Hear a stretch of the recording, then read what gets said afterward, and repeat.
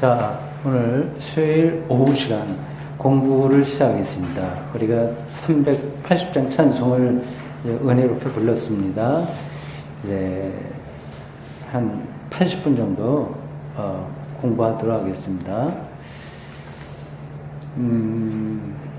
먼저 오늘 그 성경이 우리 옛날 성경으로 보면 조금 내용이 확 와닿지 않아서 제 공동 번역을 여러분들 가져왔습니다. 여러분들 그 복사 문장 보세요. 7번이라고 되어 있죠. 그리고 앞에 있는 거 6번까지도 다 보지 않았습니다. 때에 따라서 제가 필요한 거 말씀드릴 때 여러분들 가지고 있다가 꺼내서 보시면 되겠어요.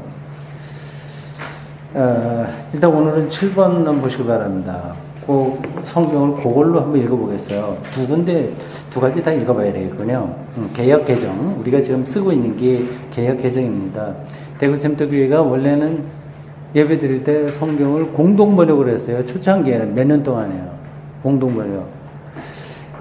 그게 이제 로마 가톨릭 교회하고 우리 개신교회하고 한국에서 번역을 해서 굉장히 오래전에 나온 거거든요. 가톨릭 교회에서는 계속 사용하는데, 근데 개신교하고 가톨릭이 같이 쓰려고 번역을 한 겁니다. 근데 개신교에서 그걸 사용하지 않으니까 가톨릭만 쓰다가 이제는 가톨릭도 그거 포기하고 자기들이 따로 번역해서 사용해요. 대구샘터교회가 수년 동안 공동 번역을 쓰다가 그 번역책이 나오질 않습니다. 출판이 안 돼요. 그리고 이제 개신교회의 어떤 에큐메니컬 그런 정신으로 지금 일반적으로 쓰고 있는 개역 개정 그걸로 다시 돌아갔습니다. 근데 좀 하여튼 이 개역 개정이 별로 마음에 들지 않아요. 그 전에 있었던 게 뭐죠? 앞에 쓰던 게 개역이죠, 개역. 예. 처음에 있었던 구역이라고 합니다. 구역. 아주 옛날 거. 그거는 옛날 말로 정말 많이 됐고요. 그게 이제 개역으로 번역됐습니다. 그 다음에 개역 개정 나왔어요. 근데 개역 개정이라고 하는 게 개역에서 조금만 말투만 바꿨지 사실은 거의 그대로예요. 새롭게 번역을 안 한 것 같습니다. 그 번역 문제는 나중에 시간 있을 때 더 하겠습니다. 한국 개신교회가 일치가 되지 못하니까 이것도 여러 교단들이 서로 막 들어와서 자기 이권 찾고요. 좀 속된 표현으로 우리 교단은 뭐 100만이야, 뭐 200만 명이야. 그러니까 우리에게 어떤 걸 더 줘야 돼. 말하자면 서로 이렇게 할당 비슷하게 됩니다. 찬송가도 그렇고. 그러니까 찬송가하고 성경 이거는 이권이 전혀 개입되지 않는 하나의 공회 차원에서 운영을 해야 되는데 그렇지 않고요. 교파마다 서로 이게 막 알력다툼이 있어요. 그래서 개혁을 처음에 만들었을 때 그게 왜 사용되지 않았냐 하면 반대하는 교단이 있어서 그랬습니다. 주로 이제 조금 보수적인 교단, 뭐 통합 측이나 뭐 하여튼 고신인가 뭐 하여튼 몇 군데에서 반대하니까 결국 못하게 되고 그 번역의 몇 가지 어투를 이제 트집 잡아서 그랬습니다. 어쩔 수 없이 개혁 개정했는데 뭐 비슷해요. 그게 우리 읽기에 마땅치는 않은데 그래도 전체 한국교회 일치라고 하는 점에서 우리도 그걸 따라가고 있습니다. 그래서 가끔은 공동번역을 읽는 게 나은 것 같습니다. 여러분들 그 문구를 보십시오. 그 공동번역한 거 있고 그거 읽기 전에 그 밑에 조병아 시를 제가 하나 같이 거기다가 넣었습니다. 제가 왜 이 시를 여기다 넣었을까요?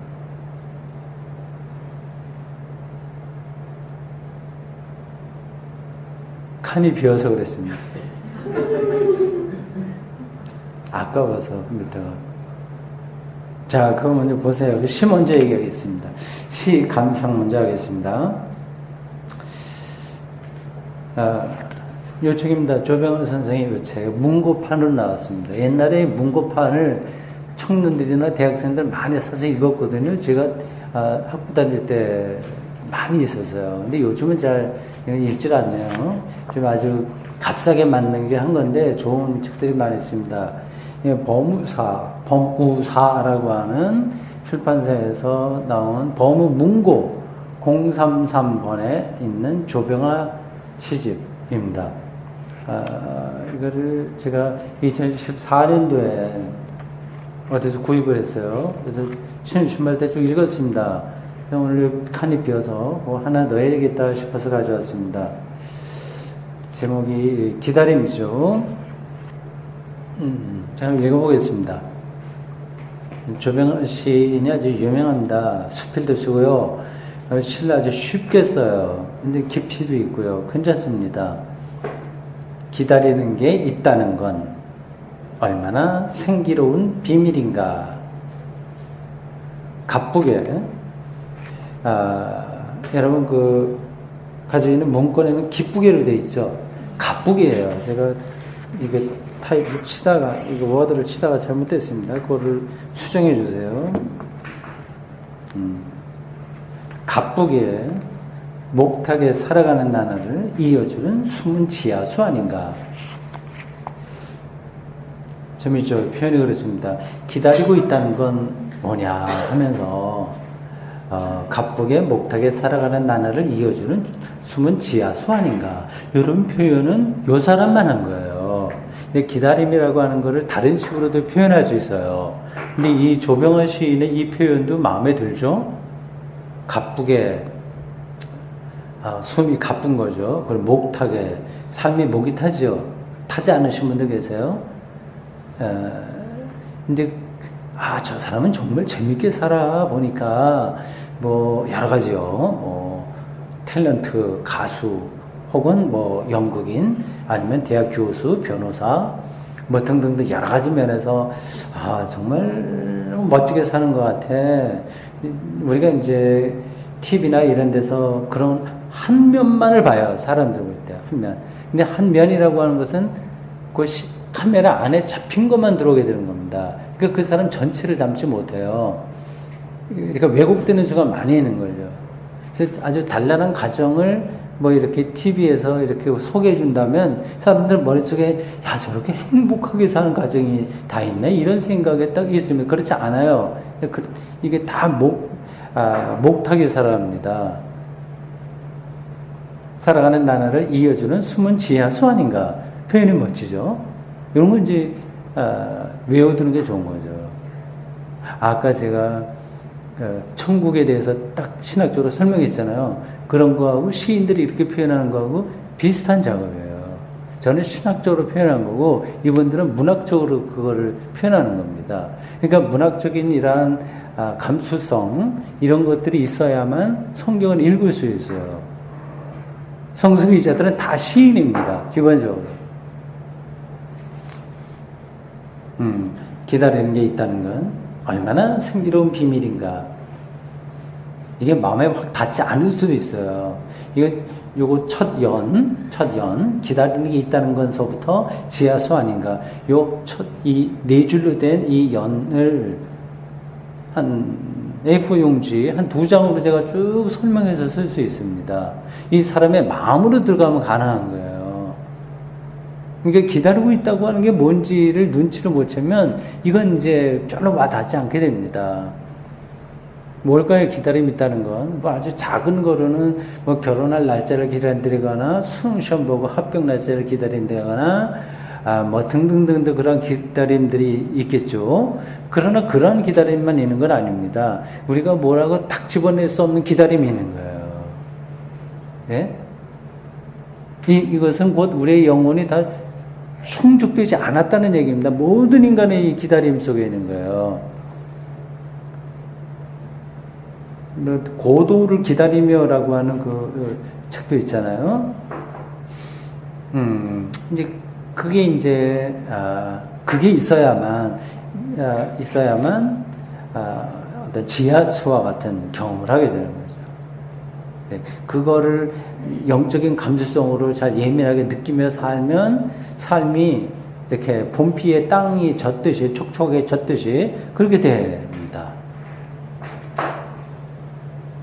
두 번째는 먼 곳에서 아물아물 가물거리며 다가오는 듯한 기별 같은 거, 소식 같은 거, 기다리는 게 있다는 건 얼마나 아련스러운 위안이랴.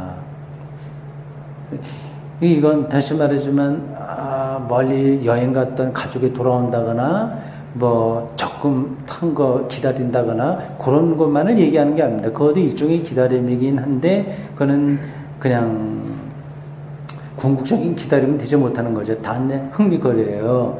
이거는 굉장히 영적인 기다림이라고 할 수 있습니다.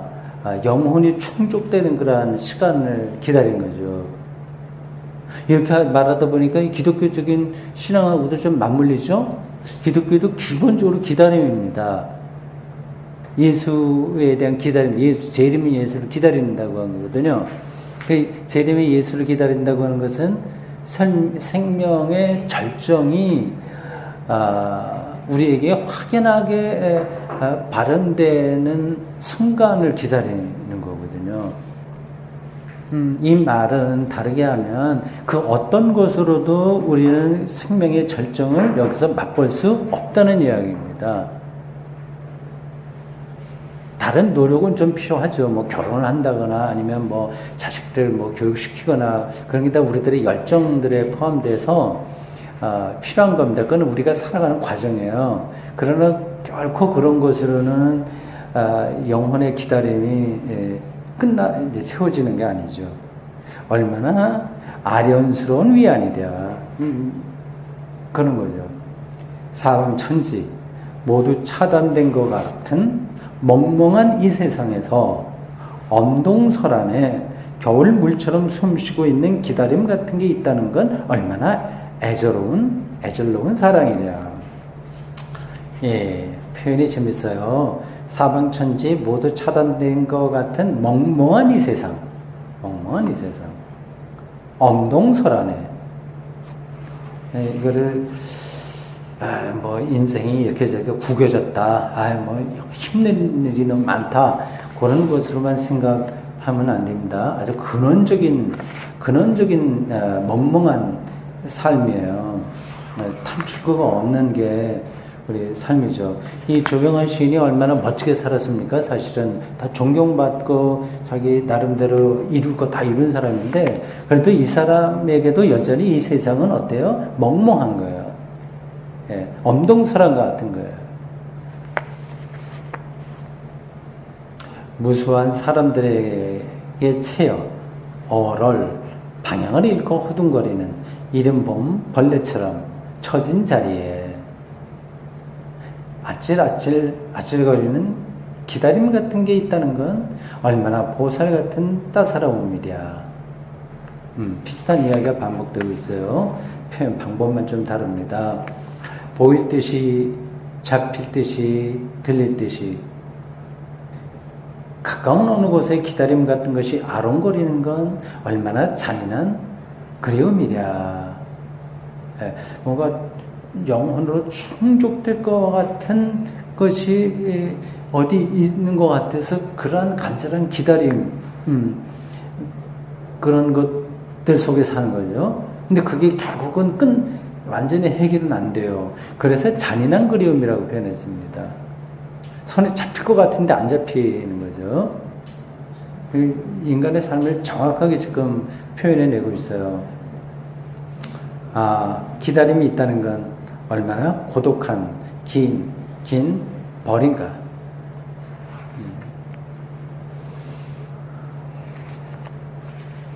여기 사전에 보살 같은 따서서 보살 같은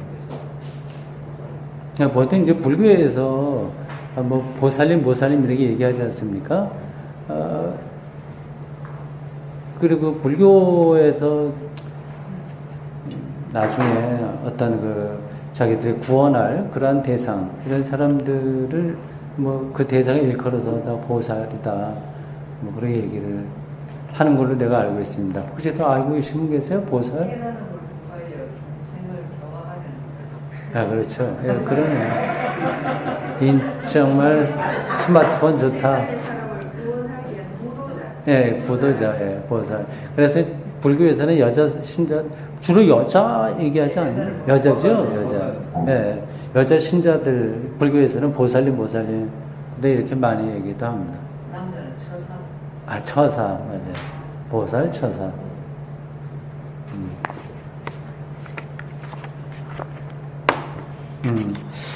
시 괜찮죠? 네, 집에 가서 다시 한번 읽어보세요. 아니면 오늘 가까운 친구를 만나거나 가족을 만나거나 한번 가서 읽어주시기 바랍니다. 그리고 거기다가 내 설명도 조금 보태갖고 너 이거 알아? 이게 이거야. 그러면서 하면 해보십시오. 자, 공동번역으로 한번 읽어보겠습니다. 10절에서 16절까지 있어요. 교독하도록 하고요. 마지막 절은 같이 읽으면 되겠습니다. 우리의 조상은 한 분이 아니시냐? 우리를 내신 하나님도 한 분이 아니시냐? 그런데 어찌하여 우리는 서로 배신하여 우리 조상이 맺은 계약을 깨뜨리느냐? 유다는 야훼를 배신하고 이스라엘 조상과 예루살렘 성에서 역겨운 짓을 하였다. 유다는 남의 나라 신을 섬기는 여자를 좋아하여 아내로 맞았다. 그리하여 야훼의 성소를 버렸다. 멀쩡한 정신으로 좋아라고. 그런 짓을 하는 것들, 만군의 야훼께 제물을 바치지 못하도록 야곱의 천막에서 쫓겨났으면 좋겠다. 너희가 저지른 또 한 가지 일이 있다. 너희는 제물을 드려도 야훼께서 구워보지도 않으시고 다시 받아주지도 않으신다면서 울고 불고 눈물로 야훼의 제단을 적시며 왜 이러시냐고 묻는다. 그 까닭을 말해주랴. 네가 배반한 너의 조광지처 약조를 맺고 혼인한 남에 너의 짝과 너 사이에 야훼께서 증인으로 나서셨기 때문이다. 야훼께서 너희의 몸과 마음을 물으실 때 무엇을 바라셨겠느냐? 하나님께서는 후손을 주시려고 하신 것이다. 그러니 변심하여 조광지처를 버리지 않도록 하여라. 이스라엘의 하나님 야훼께서 이르시는 말씀이다. 조광지처가 싫어져서 내쫓는 것은 제 옷을 찢는 것과 같다. 나는 그러한 자들을 미워한다. 만군의 야훼가 말한다. 변심하여 조광지처를 버리지 않도록 하여라. 아멘. 오늘 이 이야기는 너무 간단해요. 어떻게 보면 이거를 같이 공부할 내용으로서는 좀 부족해 보입니다. 어쨌든 아내를 버리지 마라 이제 그런 얘기거든요. 특별히 조광지처를 버리지 말라고 하는 그런 얘기입니다. 공동 번역으로는 조광지처라고 얘기돼 있는데 개역 개정에는 뭐 어릴 때 결혼한 여자 뭐 이런 식으로 표현이 되어 있어요. 여러분들 개역 개정 성경 또 다시 한번 읽어보겠습니다. 보십시오. 말라기 2장 오늘은 10절에서 16절입니다. 공동번역 읽은 거 여러분들 머릿속에 좀 그리면서 우리가 쓰고 있는 개역 개정은 뭐라고 그걸 번역하고 있는지 다시 한번 교독해서 읽어보겠습니다. 우리는 한 아버지를 가지지 아니하였느냐? 한 하나님께서 지으신 바가 아니냐? 어찌하여 우리 각 사람이 자기 형제에게 거짓을 행하여 우리 조상들의 언약을 욕되게 하느냐? 유다는 거짓을 행하였고 이스라엘과 예루살렘 중에서는 아전한 일을 행하였으며 유다는 여호와께서 사랑하시는 그 성녀를 욕되게 하여 이방신의 딸과 결혼하였습니다. 이 일을 행하는 사람에게 속한 자는 깨는 자나 응답하는 자는 물론이요 만군의 여호와께 제사를 드리는 자도 여호와께서 야곱의 장막 가운데에서 끊어 버리시리라. 너희가 이런 일도 행하나니 곧 눈물과 울음과 한식으로 여호와의 제사를 가리게 합니다. 그러므로 여호와께서 다시는 너희의 공은 물을 돌아보지도 아니하시며 그것을 너희 손에서 기꺼이 받지도 아니하시며 너희는 이르기를 어찌 된 민이까 하는도다. 이는 너와 네가 어려서 맞이한 조광지처죠. 어려서 맞이한 아내 사이에 여호와께서 증인이 되시기 때문이라 그는 내 짝이요 너와 서약한 아내로 돼 네가 그에게 거짓을 행하였도다. 그에게는 형이 주지만 하였으나 오직 하나를 만들지 아니하셨느냐? 어찌하여 하나만 만드셨느냐? 이는 경건한 자손을 얻고자 하시느냐? 그러므로 내 신령을 상대하시켜 그래서 맞이한 아내에게 그 짓을 행하지 말지니라. 그래서 이스라엘의 하나님 여호와가 이르노니 나는 이혼하는 것과 옷으로 학대를 자를 미워하노라. 만군의 여호와의 말이니라. 그러므로 너희 심령을 삼가 지켜 거짓을 행하지 말지니라.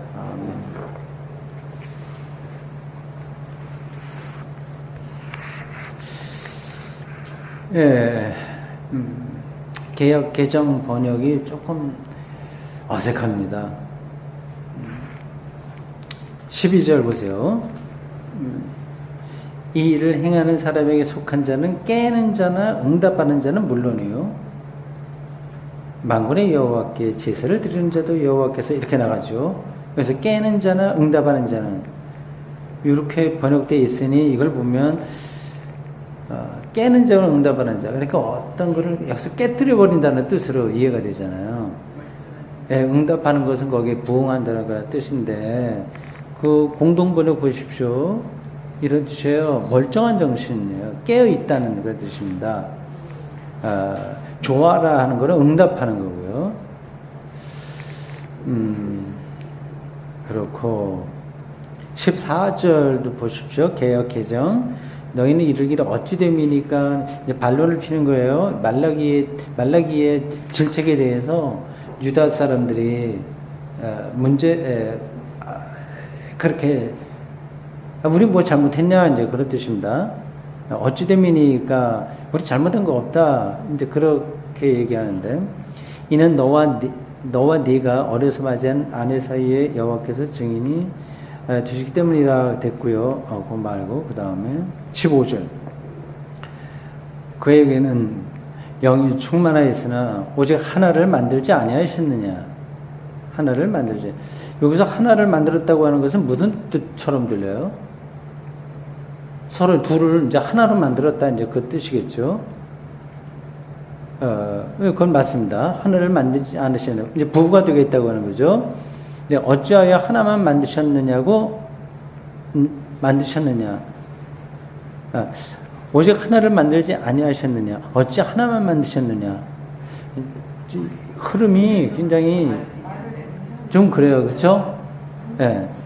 이는 경건한 자세를 얻고자 하심이라 여기 되어 있습니다. 15절 공동번역 보십시오. 여호와께서 너희의 몸과 마음을 묶으실 때, 하나가 되게 할 때 무엇을 바라셨겠느냐. 하나님께서는 후손을 주시려고 한 것이다. 네. 이렇게 이방인 연자 불러다가 자꾸만 다른 속셈 차리려고 하지 말고 이 말씀대로 살아야지. 자기 아내 버리고, 유대인 여자 아내인 버리고 다른 이유 때문에, 다른 이유로 다른 이방인 여자 데려다가 이렇게 또 결혼하고 하는 거, 이건 문제가 있다 이제 그 얘기를 하려고 하는 겁니다.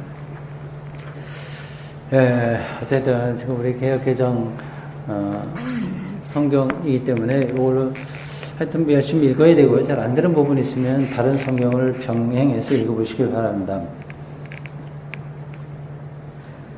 근데 여기 지금 끝부분에서도 나갔습니다만은 핵심적으로는 이혼하지 말라는 얘기예요. 특별히 유대인 여자하고 젊어서 결혼하는 여자 이혼하지 말라 이제 이렇게 말하는 거는 다 배경이 있기 때문에 그래요. 그러니까 이것만 이렇게 읽어보면 좀 뜬금없다. 그냥 이혼하지 않는 건 당연한 건데 뭐 이걸 갖다가 지금 말라기가 이렇게 여기다가 쓰고 있나. 이혼하라는 거는 말이 안 되는 건데 왜 이걸 잠깐만 했나. 그럼 그 당시에 사람들이 비교적 이혼을 많이 했다는 이야기가 되겠죠. 근데 왜 이혼했겠나 하는 거예요. 그러니까 여러분들이 성경 읽을 때 어떤 뭐 비판도 있고 뭐 칭찬도 있고 많이 그렇게 하는데, 근데 비판받을 일들이 있다고 해서 그것이 그 당시에는 전혀 이상한 게 아니었다는 거예요. 다 그게 이제 그런 줄 알고 그냥 그렇게 하는 거예요. 그걸 이제 예언자, 선지자들은 그걸 뚫어보는 거죠.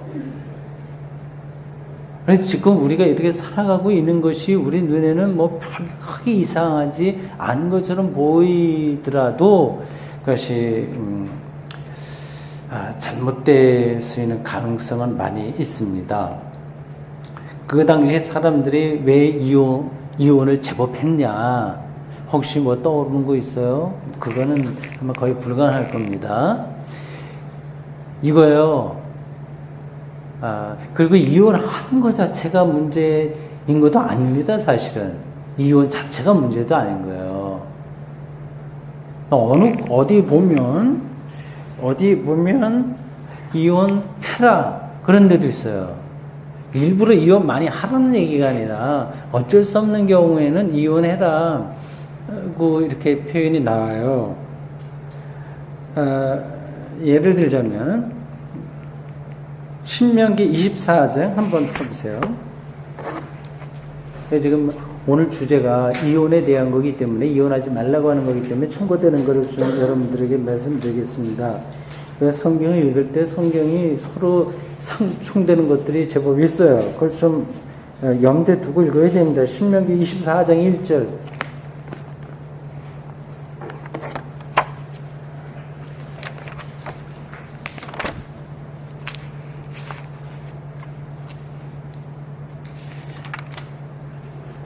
신명기 24장.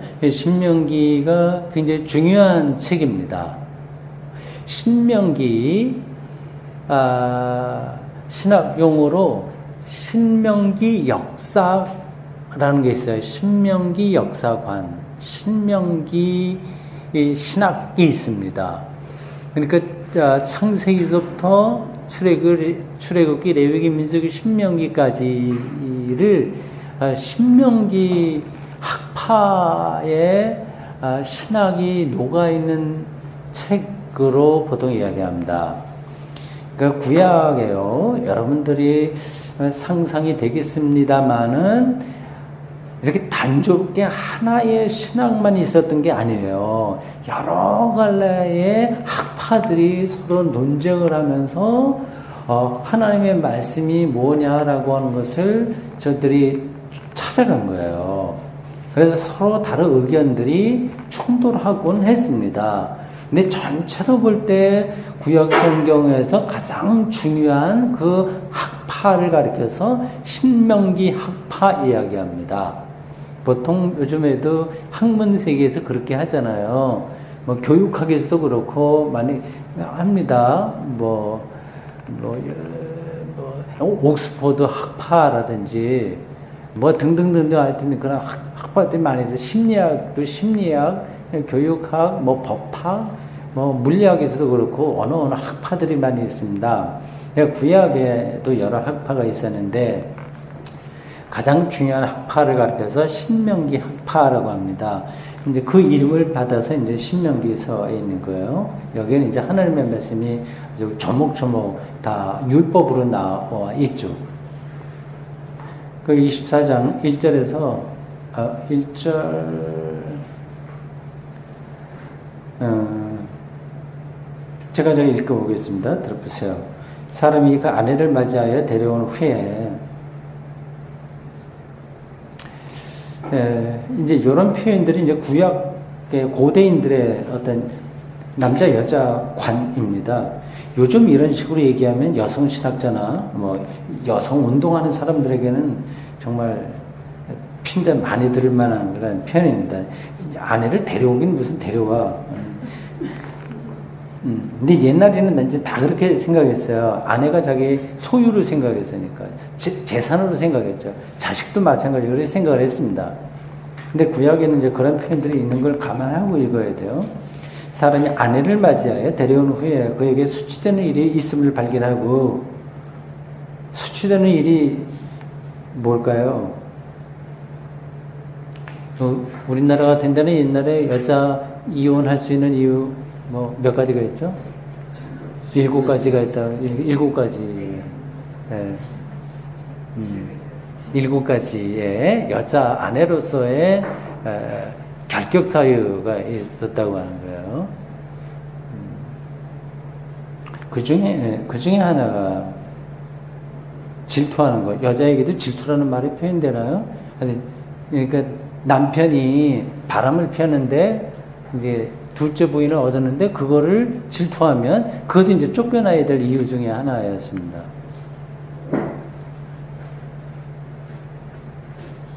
맞죠? 네. 네.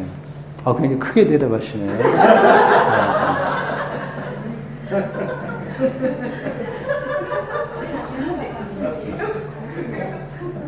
아들을 낳지 못하는 거, 이것도 칠거지약에 속하고 좀 그랬습니다. 근데 그런 것들이 나쁜 거죠. 거의 오늘 시대는 말이 안 되는 거죠. 그러나 고대 사회에서는 어쩔 수 없는 어떤 궁여지책이었습니다. 그리고 고려장이라고 하는 거 있잖아요. 고려장, 고려시대에 있었던 뭐 그거요. 늙으면 이제 부모를 갖다가 저기다가 산속에다 버린다고 하는 거. 그래서 뭐 등등 거기에 얽힌 설화들도 많이 있죠. 정말 비인간적이긴 한 건데, 그 당시에는 그 방식이 또 어쩔 수 없는 거였어요. 너무 먹을 게 없어서 다 죽는다고 해봅시다. 10식구가 있어. 늙은 어머니 하나 있어. 그리고 중간 늙은 부모 있어. 아이들이 조만조만한 애들이 있어요. 먹을 건 한계가 있어. 보릿고개 다 됐고 했을 때 그냥 있으면 다 죽으니까 그래도 먹는 입이라도 줄여야 되면 누구를 선택해야 되겠어요. 이 후손이 지속되려면 아이들을 살려야 되거든요. 그러니까 나이 든 사람이 아마 그러면 나이 든 사람들은 아마 자청했을 것 같아. 나를 갖다 놔라. 내가 알아서 할 테니까 자식 새끼들하고 잘 살아라. 뭐 그런 정도 하지 않았겠습니까? 근데 그게 이제 악용돼서 문제가 있긴 있었는데, 어쨌든 오늘 이 시대에 볼 때 이해가 안 되는 제도들이 고대에 많이 있었어요. 일부 다처제 이런 것도 있었고요. 뭐 반대로 모계 사회 이런 것들도 있었습니다. 그러니까 여자가 중심이 되는 사회라서 남자들은 주변으로 돌고 남자들은 여럿이 있을 수 있고요. 오늘 시대를 보면은 말이 안 되는 거지만은 그 당시로 그 종족이 유지될 수밖에 없었던 그런 상황이라고 한 걸 전제하면 이해가 되는 거예요. 그리고 이슬람교에서는, 이슬람 문명권에서는 어쨌든 일부 다처가 상당히 오랫동안 지속됐대. 지금도 어느 좀 불악 같은데 시골로 들어가면 많이 그렇게 될 겁니다. 근데 그들이 이제 그런 것들을 받아들이는 이유는 뭐 당연하죠. 상식적으로 여러분들이 다 아시는 문제일 겁니다. 전쟁을 많이 하기 때문에 남자들이 많이 죽었거든요. 이제 그러니까 종족 보존 차원에서 남자 혼자 있고 여자 여러 사람들, 그래서 종족을 유지하는 방식으로 그들이 그런 제도를 택했습니다. 그런 것들은 시대에 따라서 가장 최선의 방법이 뭐냐 하는 것은 그 시대에 사는 사람들이 선택해야 될 문제라고 봐야죠. 여기도 보면 수치를 되는 일이 있음을 발견하고 그를 기뻐하지 않으면, 마음에 안 들면, 근데 마음에 그래도 감수할 수 있으면 좋고, 안 되면 이혼 증서를 써서 그의 손에 주고 그를 자기 집에서 내보낼 것이요 라고 했습니다. 굉장히 야박하죠. 이건 뭐 비인간적인 거, 이건 누가 이해가 되겠습니까? 근데 그 당시에는 이런 방식으로 유대 사회를 유지할 수밖에 없었던 그런 상황을 우리가 생각할 수는 있습니다. 예. 그러니까 여기 신명기 24장 이 부분에서는 최소한도 이혼을 완전히 못하게 한 건 아니고 어떤 조건 하에서 그걸 열어줬습니다. 예수님도 마태복음 5장 31절과 32절에서 뭐 비슷한 얘기인데 또 비슷하진 않죠. 한 가지 조건이 있어요. 가늠한 이외에는 여자를 버려서 이혼하면 안 된다. 그런 말씀이 나옵니다. 그 당시에 유대인들이 왜 이혼을 그렇게 좀 했냐? 다 그렇게 한 건 아니에요. 그게 문제가 벌어지기 때문에 지금 말라기가 그를 충고를 하고 있는 겁니다. 그 시대에 어떤 현상이, 사회적인 문제가 어떤 게 일어났냐 하면 다음과 같습니다. 그 머릿속으로 상상해 보세요. 예루살렘이 있어요. 그리고 주변에 유대 지역입니다. 하여튼 예루살렘의 핵심이죠. 그 시대가 바벨론 포로로 잡혀갔다가 귀환했을 때라고 말씀드렸어요. 귀환해서 일정 부분 살았습니다. 그래서 와서 열심히 해갖고 성전도 건축해서 봉헌도 하고 했지만 여전히 문제가 많이 일어나던 때라고 했습니다. 요걸 생각해 보세요. 예루살렘에서 계속 살고 있었던 사람과 그리고 바벨론 포로로 잡혀갔다가 다시 돌아온 사람들 사이에 충돌이 있겠어요? 없었겠어요? 당연히 일어나게 됩니다. 여러 가지 충돌이 많이 일어날 수 있어요. 바빌론은 문명이 다릅니다. 거기 오랫동안 50년 이상 살던 사람들, 그리고 아예 거기서 태어나서, 바빌론에서 태어나서, 모든 걸 그 식대로 교육도 그렇게 받고요. 바빌론식으로 받고 했던 사람들, 뭐 1세대나 뭐 2세대, 뭐 1.5세대, 그런 사람들이 어쨌든 사명감을 갖고 돌아왔는데, 살아온 과정도 다 다르고, 교육받은 것도 다르기 때문에 충돌하고요. 또 아주 실질적인 문제는 이런 게 생겼어요.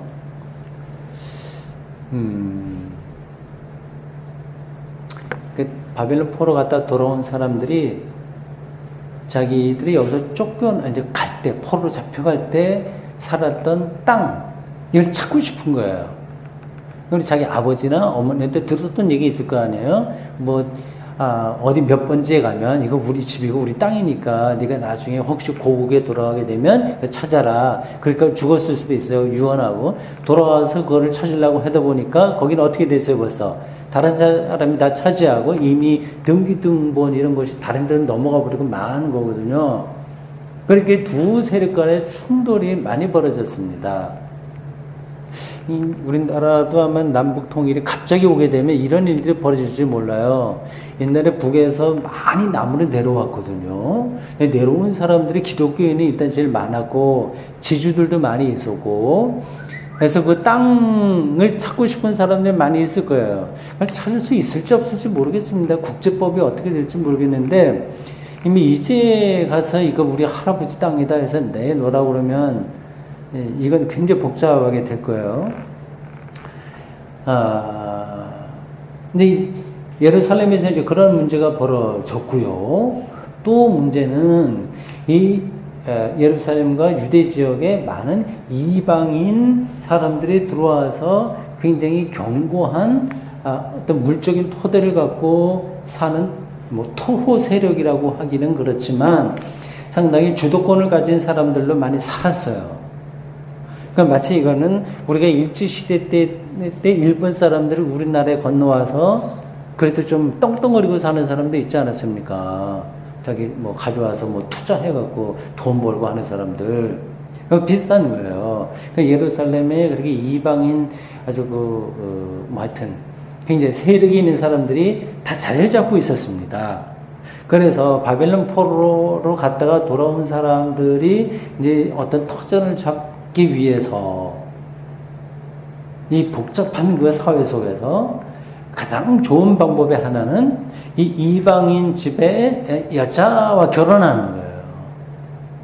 그래서 전략적으로 옛날에는 뭐 왕족끼리도 전략적 결혼 많이 했잖아요. 우리의 공주를 저기 보내고 뭐 어떻게 하면서 이제 그 비슷한 방식으로 작은 범위 안에서 예루살렘 그 안에 있는 그 이방인 부자나 관리들의 딸들을 자기 아내로 삼는 거예요. 그런데 그렇게 하기 위해서는 먼저 아내를 버려야 되는 거예요.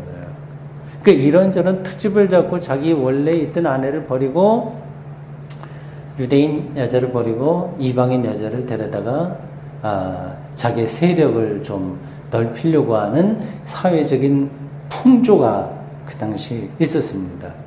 그러니까 이 말라기는 굳이 요 이혼하라 아니라 그 자체에 있는 게 아니라 이방들과의 그 관계에서 좀 똑바로 해라. 그걸 이제 핵심적으로 말하려고 하는 거죠. 하여튼 그런 배경이 있습니다. 그러니까 여러분들이 성경 읽을 때, 이거 정말 은혜롭다, 아니다. 그것도 좋지만, 이게 왜 어떤 배경에서 나왔는지를 알아야 이걸 더 정확하게 이해할 수 있는 거 아니겠어요? 지금 방금 말씀드린 그걸 배경으로 놓고 보면, 뭐, 이혼하지 마라 하는 게 무슨 뜻인지 이해가 되는 거잖아요. 네, 그렇습니다.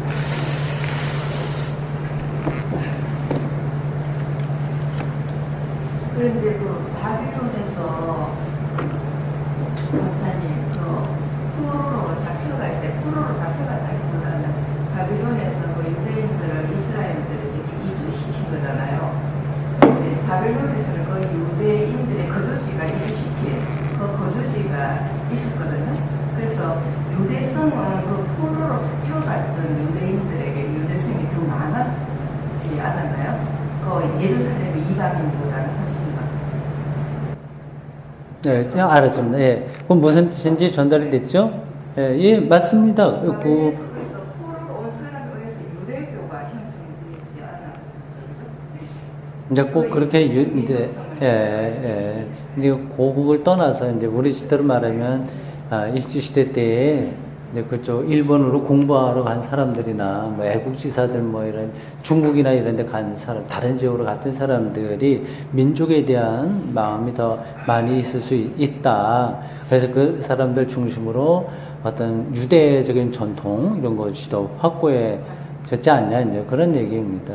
뭐 예. 그런 게 많이 있죠. 예. 그렇다고 해서 이제 그게 그렇게 이제 서로 차이가 많이 있죠. 완전히 동화된 사람들도 있고 그렇지 않은 사람들도 있고 그건 천차만별이기 때문에 그래서 거기서 이제 뛰어나게 활동했던 선지자들도 있고요. 하여튼 그렇습니다. 그러니까 그 포로로 잡혀간 사람들 때문에 유대교의 전통이 그래도 명맥을 유지했다 딱 그렇게 말하기는 힘들죠.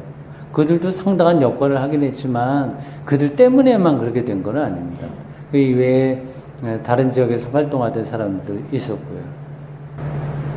예루살렘의 그 이방인들보다는 그 사람들은 그 바벨론에서 이렇게 유대 민족만 이렇게 거주지에 모여 살았기 때문에 유대 전통을 갖다가 계속 이렇게 좀 간직하면서 사장님 동안 예. 근데 그거까지는 내가 잘 모르겠어요. 그 지역이 바벨론에서 유대인들 공동, 유대인들이 뭐 어디 가나 저기네 그 신앙 공동체를 잘 유지하려고 하기 때문에 그 바벨론 시절에 얼마나 그게 강하게 있는지는 잘 모르겠습니다만 뭐 다니엘이나 이런 사람들 이야기도 성경에 나오긴 한데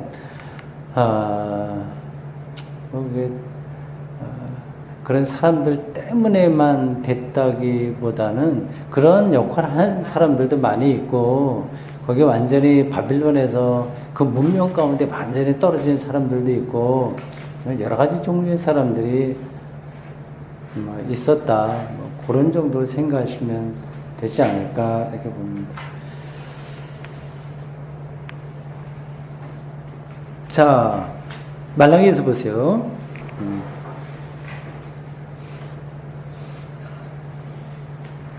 10절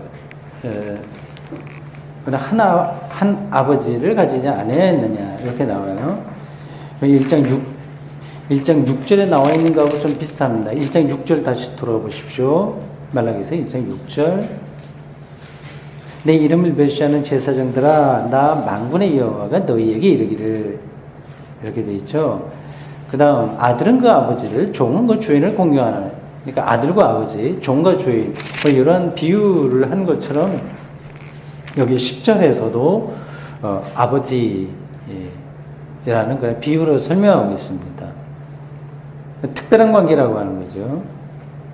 10절 후반절 어찌하여 우리 각 사람이 자기 형제에게 거짓을 행하여 우리 조상들의 언약을 욕되게 하느냐. 조상들의 언약이요. 유대교는 기본적으로 언약의 종교라고 할 수 있습니다. 좀 특이하죠. 언약, 약속이라고 하는 거예요.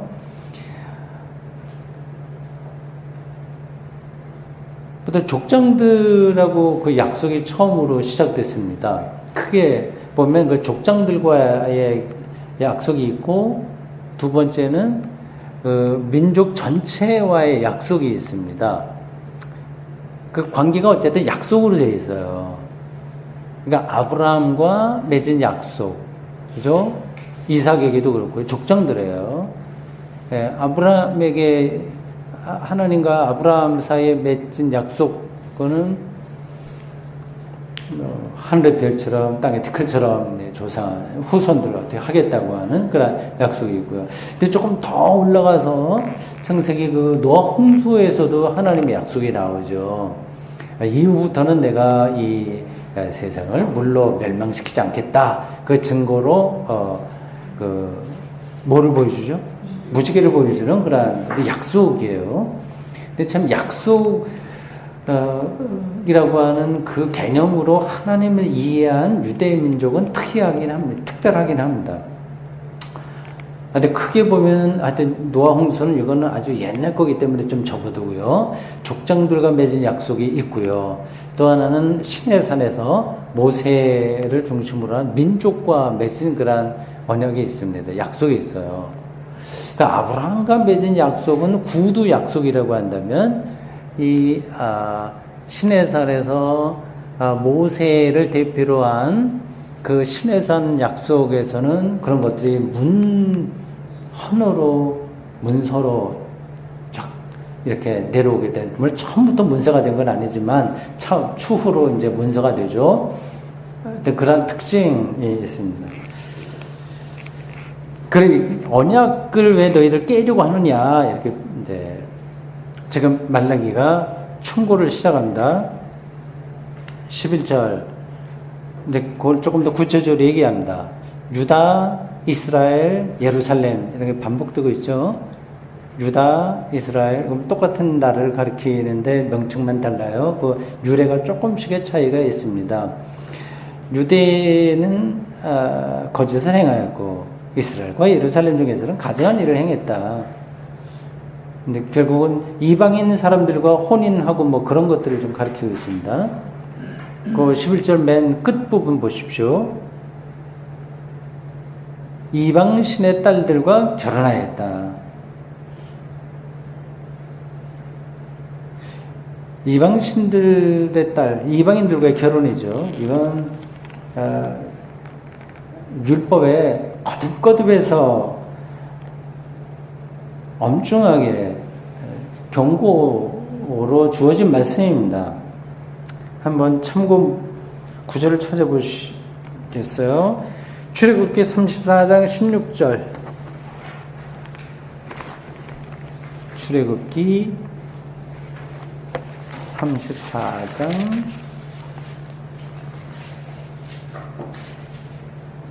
16절.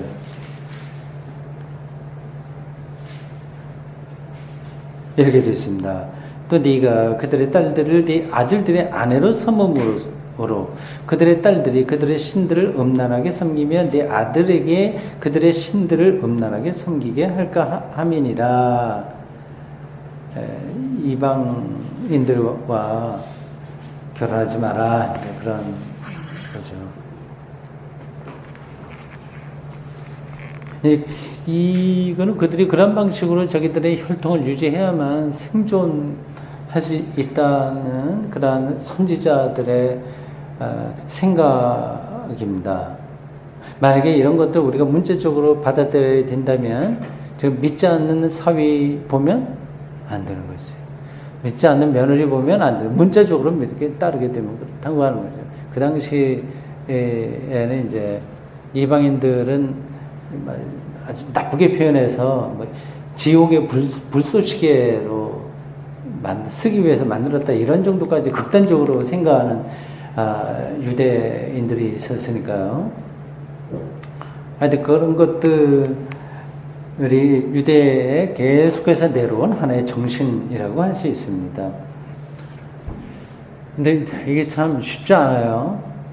이거는 뭐 꼭 자기 딸과 아들을 어떻게 결혼시키냐 아니냐 그런 차원만이 아니라 그 세상 문명과 우리 하나님을 믿는 사람들이 어느 정도 관계를 갖고 살아야 되냐고 하는 겁니다. 우리 교회, 우리 한국에 기독교가 들어올 때는 굉장히 엄격하게 그걸 거절했어요. 세속 문명하고 여러분들이 다 알듯이 주일날은 교회 뭐 돈 쓰면 안 되는 거 아시죠? 그런 경험 있으신 건 몰라요.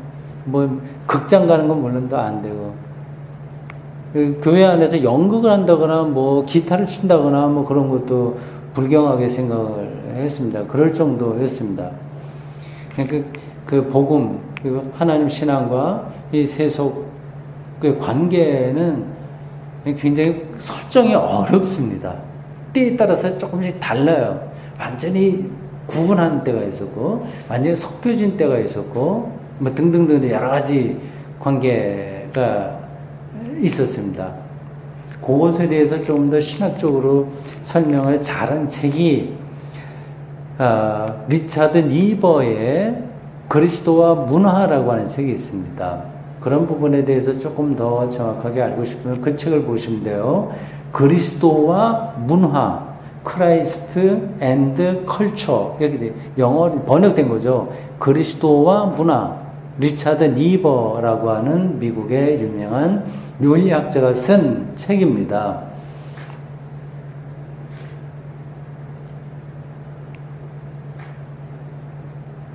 자, 그 다음 12절.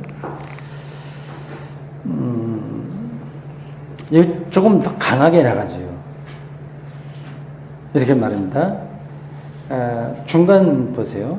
뒷부분, 중간 뒷부분. 만군의 여호와께 제사 드리는 자도 여호와께서 야곱의 장막에서 끊어버리시리라. 이게 배척한다. 아직 끊어서 이제 버린다.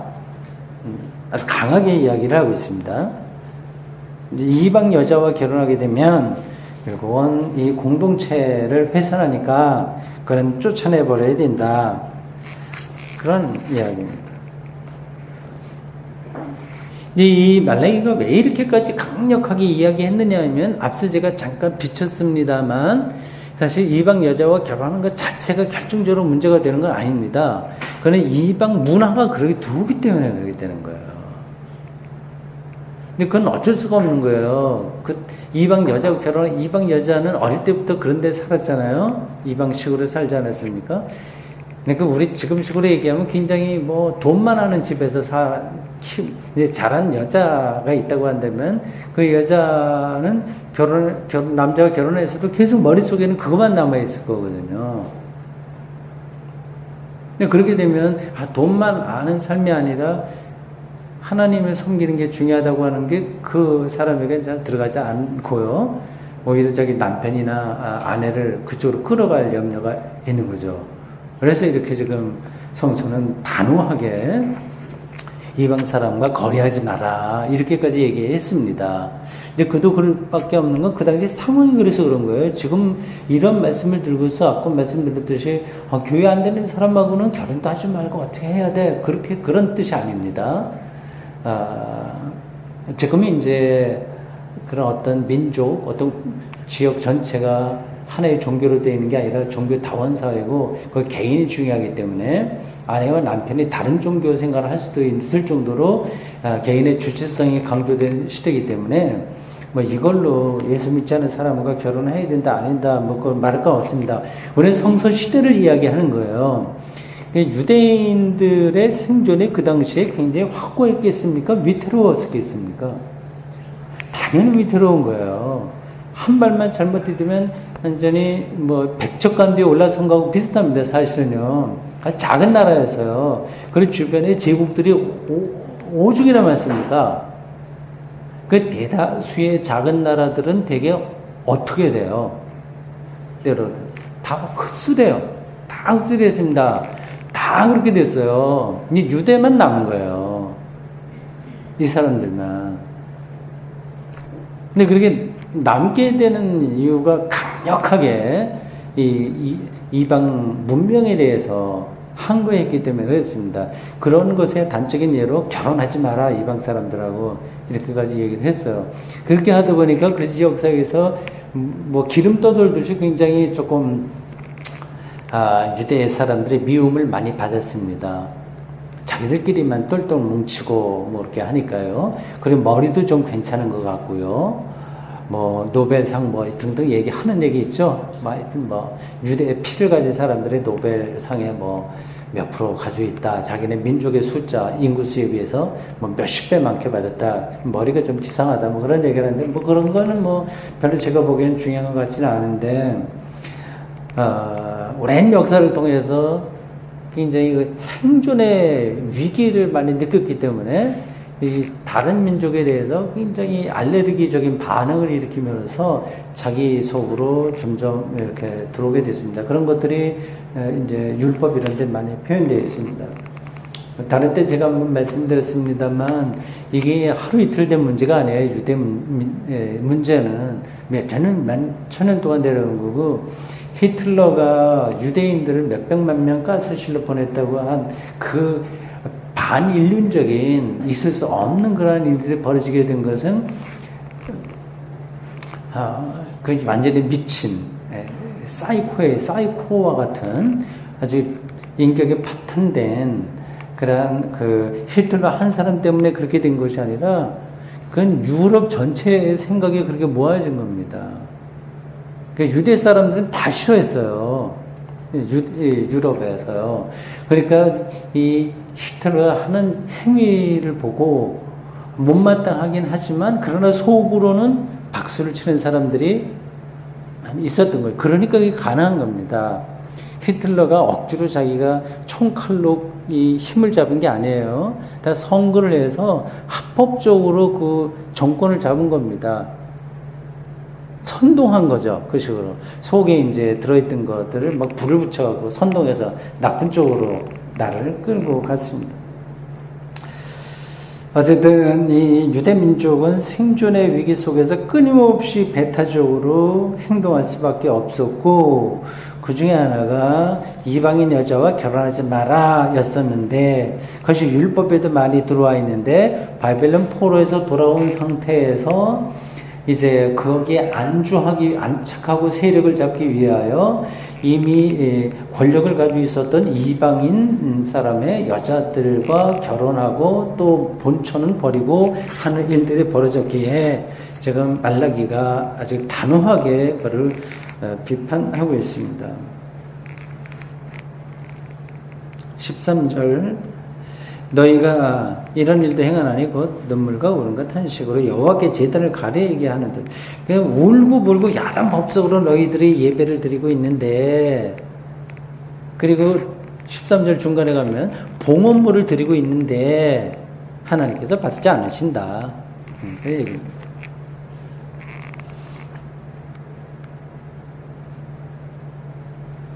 울고불고 막 열광적이고 그리고 봉헌물 많이 드리고 하지만 그거를 하나님께서 보시는 게 아니다. 그 얘기를 합니다. 여러분 그 말라기 싸움은 뭐가 떠올라요? 가장 먼저 떠오르는 거예요. 말라기 11조잖아요. 이거 봉헌이잖아요. 11조에 대한 강조라고 얘기하잖아요. 3장 17절부터 보면은 이제 11조에 대한 이야기가 나옵니다. 근데 여기서는 그거 봉헌을 받지 않는다고 또 얘기를 하죠. 그러니까 말라기가 사실은 11조 이걸 얘기하려고 하는 건 아니에요, 사실은. 아까 이혼하지 말라 할 때도 그 자체가 아니라, 그거는 말하지 않아도 누가 이혼해야 됩니까? 그건 아닌데, 그 사회 현상으로, 그래 대해서 이방의 문명에 의해서, 자기들의 정신이 훼손될 것에 대한 염려로 이걸 강력하게 그렇게 표현한 것처럼 11조에 대한 3장 27절부터 나오는 말씀도 사실은 그 자체에 있다기보다도 하나님을 바르게 섬기는 게 뭐냐를 말하기 위한 하나의 방법인 거죠. 그 당시에 필요했던 하나의 제도입니다. 그러니까 13절에 그거 돌아보지도 않는다 이렇게까지 말씀하잖아요. 서로 상충되는 이야기가 말라기에 같이 나오지 않습니까?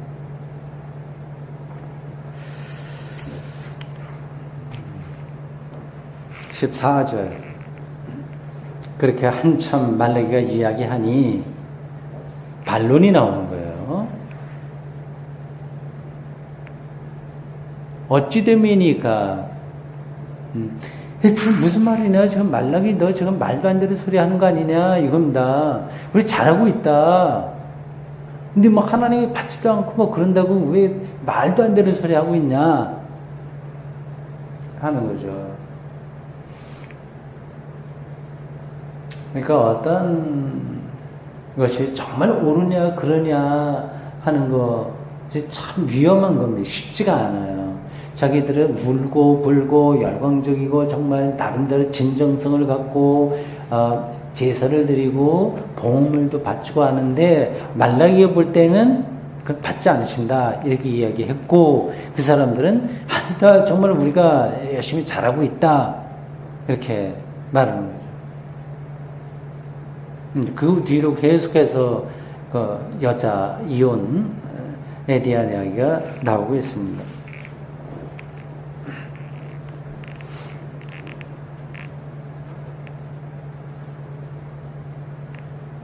여러분들이 이혼에 대해서 어떻게 생각하세요? 이혼. 여기는 하지 말라고 되어 있고, 어디서는 뭐 이혼 중서서 하라고 그랬고요. 예수님께서는 간음한 영고 이외에는 이혼하면 안 된다 그런 말씀도 했습니다. 점점 뭐 이혼이 늘어나고 있어요. 근데 이혼만 늘어나는 게 아니라 뭐든 늘어나죠. 비슷한 얘기인데 결혼하지 않는 사람도 늘어나고 있습니다. 그러니까 결혼하지 않았으니까 그런데는 뭐 이혼이다 뭐 그런 말할 필요도 없을 것 같아요.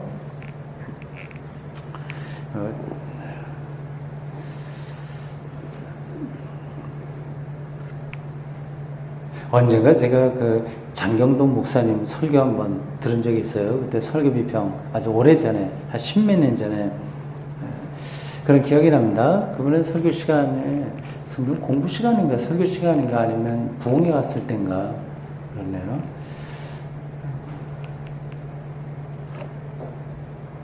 이혼하지 마! 뭐 큰 소리로 강단에서 그럼 어때? 뭐 이렇게 하면서 막 비판하고 그래요. 가능하면 이혼하지 않고 사는 게 낫죠. 근데 강단에서 어떤 사람의 운명을 이렇게 해야 돼, 저렇게 해야 돼. 그런 식으로 매도하거나 재단하는 방식으로 하는 거는 정말 위험하다고 하는 거를 새삼스럽게도 그때 느꼈습니다. 앞으로 시대가 점점 달라지게 될 거예요. 결혼도 많이 안 하게 되는 건 당연합니다. 요즘 뭐 혼밥, 혼술 뭐 그런 게 늘어난다면서 혼자서 밥 먹고 혼자 술 마시고 뭐 그런다면서요. 뭐 저도 반응 그렇게 하니까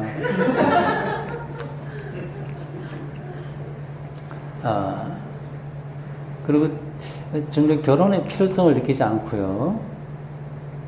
뭐 그건 나쁘다 좋다 말할 것도 없을 것 같습니다. 지금 결혼을 늦게 하고 안 하고 하기 때문에 어린아이들이 줄어들고 노인 뭐 프로티지가 높아진다 그래서 염려하고 뭐 이렇게 사회학자나 뭐 교육학자나 이런 사람들도 정치학자들이 얘기하고 있는데 난 그런 거 그렇게 염려할 거리가 되지 않는다고 생각해요. 뭐 좀 노인들이 많아지면 그 중심으로 이 세계가 운영되면 되고요. 뭐 우리나라 국민들 숫자가 한 2천만 명으로 줄어든다고 해서 그럼 뭐 문제가 되나요? 이제 우리나라보다 인구 적은 나라들 많이 있지 않습니까? 그럼 그런 대로 살면 되는 건데 이 문제는 지금과 같은 경제 수준 이런 거를 높이려면 내수도 많아야지. 내수 많아지려면 인구가 1억은 되어야 된다. 계속해서 경제 논리에 따라서 말을 하는 거거든요.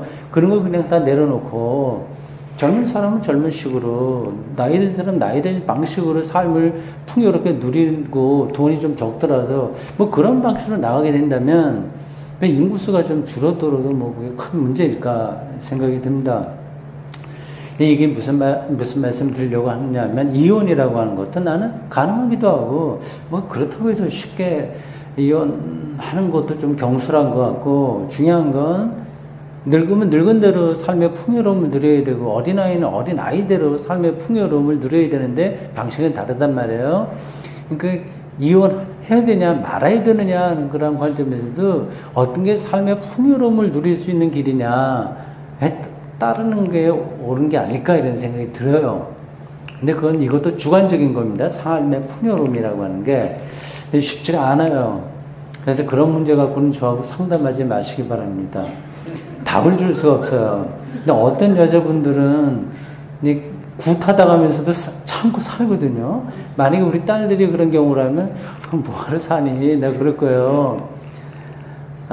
근데 어떤 분들은 그래도 남편을 사랑하는 건가? 그럴지 모르겠어요. 자학적인 방식으로 사랑은 그건 사랑이 아니라 자학이거든요.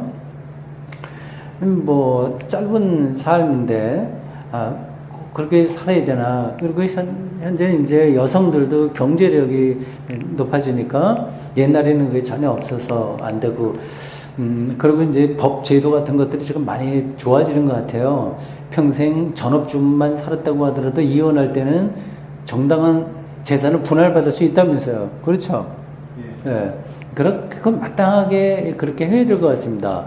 이게 여자가 전업주부로 살고 남편이 다 돈벌이해서 재산이 한 10억 정도 됐다. 근데 어쨌든 이혼하게 될 경우에 이 돈 번 건 남편이 내가 다 했으니까 내가 뭐 80을 갖고 너는 20만 가져라. 이런 식으로 안 되는 것 같습니다.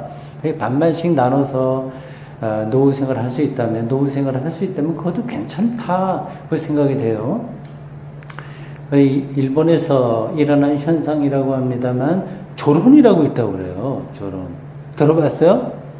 이혼이 아니라 조론이라고 하는. 이혼은 사이가 나빠서 정말 헤어지는 거고, 조론이라고 하는 거는 관계는 좋대, 이제 혼인 관계를 이제 나눠서 산다고 하는 거거든요.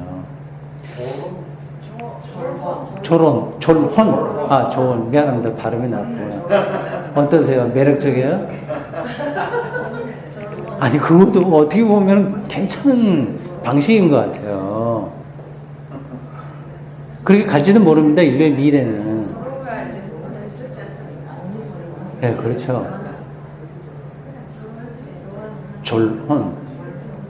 결혼해서 졸혼 하는 저는.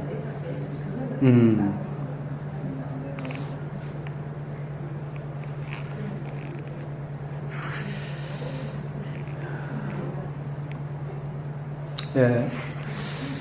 오늘 어떻게 말라기가 이혼하지 마라 그런 이야기가 나왔기 때문에 좀 다른 문제까지 좀 나왔어요. 이거는 그 당시 그들의 문제였어요.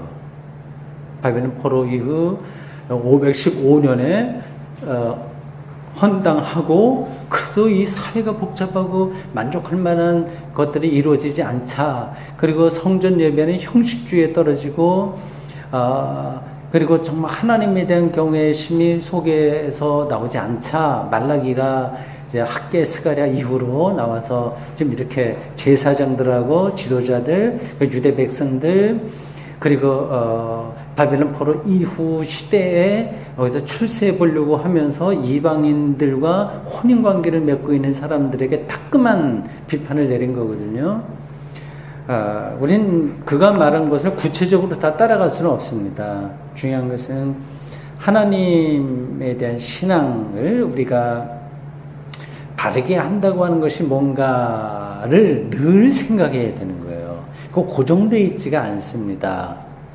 여기서 앞에서도 나왔고 오늘도 나왔지만 울고 불고 열정적으로 제사를 드리고 봉헌물을 드리고 있지만 말라기가 볼 때는 이건 하나님 받지 않는 거다라고 하는 것처럼 이제 우리의 신앙생활 그리고 아울러서 우리의 일반적인 삶까지 일상까지 포함해서 이게 하나님 안에서 정말 풍요로운 생명을 누리고 있는 건지 아닌지 그건 이제 부단히 자기를 성찰해 가야 됩니다.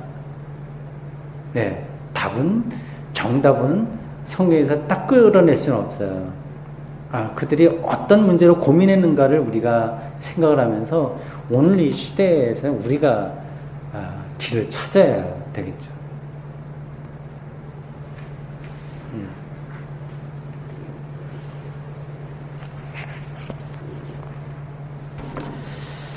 자, 여기 조병아 시 다시 한번 읽겠습니다. 여러분 문과 한번 보십시오. 이거를 그냥 예수 믿지 않는 어떤 시인이 썼다고 생각하지 말고 어떤 신학자가 썼다고 생각해 보십시오. 뭐 기다림을 갖고 있으니 기다림의 영성 그런 거예요. 그러니까 교회를 다니지 않는다고 하더라도 사람은 다 영적입니다. 이 세상의 것으로 어느 누구도 만족을 하지 못해요. 그것이 충족되기를 계속 갈구하고 있습니다. 그 근원적인 갈구, 이걸 가리켜서 영적이라고 얘기할 수 있어요. 그러니까 이런 시인들의 시를 통해서 이게 어떻게 사람들이 그걸 느끼냐 하는 것을 조금 우리가 간접적으로 확인할 수 있습니다. 여기서 기다림이라고 하는 것을 하나님에 대한 기다림 이렇게 생각해도 좋아요. 그런 식으로 해서 우리 같이 읽어볼까요? 그렇게 합시다. 기다리는 게 있다는 건 얼마나 생기로운 비밀인가. 기쁘게 살아가는 날들을 이어주는 숨은 지하수 아닌가. 먼 곳에서 다가오는 듯한 기별 같은 거, 소식 같은 거, 기다리는 게 있다는 건 얼마나 아련스러운 위안이랴. 사방천지 모두 차단된 것 같은 멍멍한 이 세상에서 엄동설안에 겨울 물처럼 숨쉬고 있는 기다림 같은 게 있다는 건 얼마나 애절로운 사랑이랴. 무수한 사람들에게 새어 얼얼 방향을 잃고 허둥거리는 이른 봄 벌레처럼 처진 자리에 아찔아찔거리는 기다림 같은 게 있다는 건 얼마나 보살 같은 따사로운 일이야. 보일 듯이, 잡힐 듯이, 들릴 듯이 가까운 어느 곳에 기다림 같은 것이 아롱거리는 건 얼마나 잔인한 그리움이랴. 아, 기다림이 있다는 건 얼마나 고독한 긴 벌인가. 기도하겠습니다. 주님, 오늘 저희들 1월 이렇게 후반부에 접어드는 시간, 한 주간의 중간 시간 수요일 오후에 이 신천역 인근 이 건물 지하에서 하나님의 말씀 2500년 전 유대에서 말씀을 선포했던 말라기서를 함께 읽고 공부했습니다. 2500년이라니 말을 우리가 숫자로 계산하긴 하되 너무나도 거리가 먼 시간이었습니다. 그러나 그 시간이 또 손새까지 지나서 이 시간까지 왔습니다. 말라기의 그 고민, 그 간절함, 그 하나님을 향한 진정성을 희구하던 그의 마음들 우리가 다시 한번 듣습니다. 오늘 이 시대에 우리가 어떻게 하나님의 뜻대로 온전히 살아낼 수 있겠습니까? 우리의 약함을 붙들어 주십시오. 오늘 말라기와 더불어서 함께 하나님의 뜻을 찾아보았던 우리의 생각들에 점점 깊어지도록 도와주십시오. 앞으로 또 며칠간 각자 열심히 살고 주일날 다시 만날 때까지 주님 지켜주십시오. 예수님의 이름으로 기도합니다. 아멘.